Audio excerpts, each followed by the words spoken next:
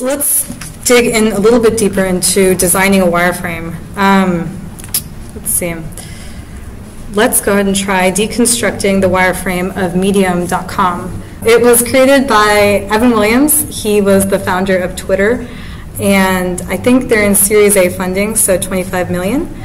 And yeah, it's a really cool kind of. I don't want to give away too much of it right now, but it's kind of up and coming. So before we jump into Medium, let's try and wireframe with a purpose. What's the goal of Medium? These are two quotes pulled directly from their About page.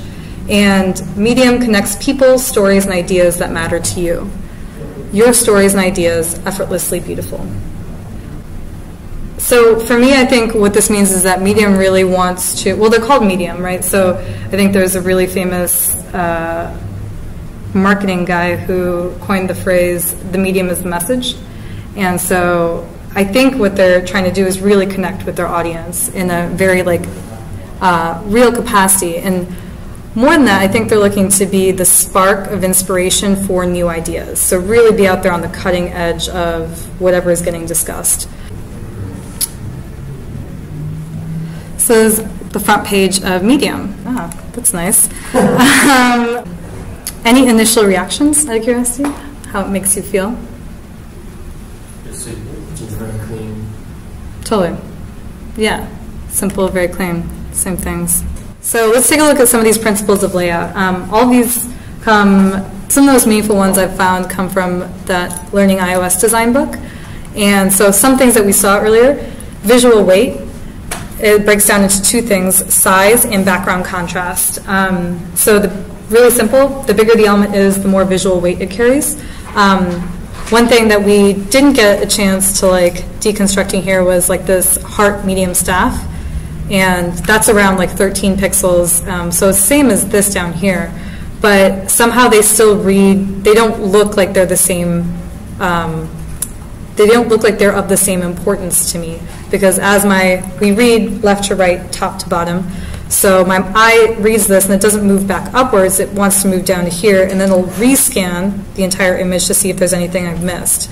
So yeah, I think that they've done a really good job at dimming out everything that's not important. Background contrast, the more an element stands out from the background, the more visual weight it carries.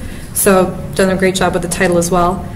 And typography, choose a font that speaks to your audience.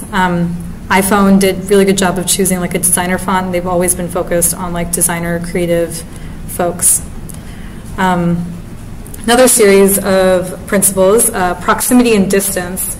So we kind of talked about this earlier, but the closer two things are together, the more strongly your mind's going to associate them to be similar, and vice versa. So the further they are apart, the more dissimilar they are.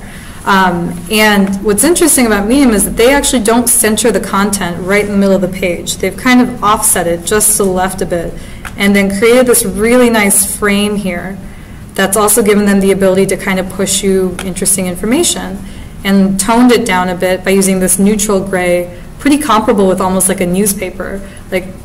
Newspapers, that background was light gray for probably the reason that you just want to give the true content its platform to speak. And this almost feels like a sheet of paper, 8.5 by 11, and then this space right here just kind of is equidistant from each other, or the content in the middle of the screen is equidistant from both kind of railings.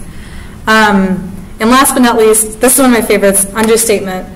Use the minimum elements necessary to satisfy the needs of the design. I got to work with, do you guys know what Photosynth is? Cool. Yeah, I got to work with their lead designer for a bit while on the mapping team on 3D maps, and he used to just come into my office and write no unnecessary ink, because it's true. Don't want any unnecessary ink on screen at all.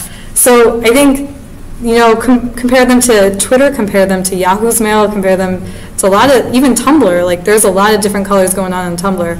They've really done a good job of just using the minimum elements to satisfy the design.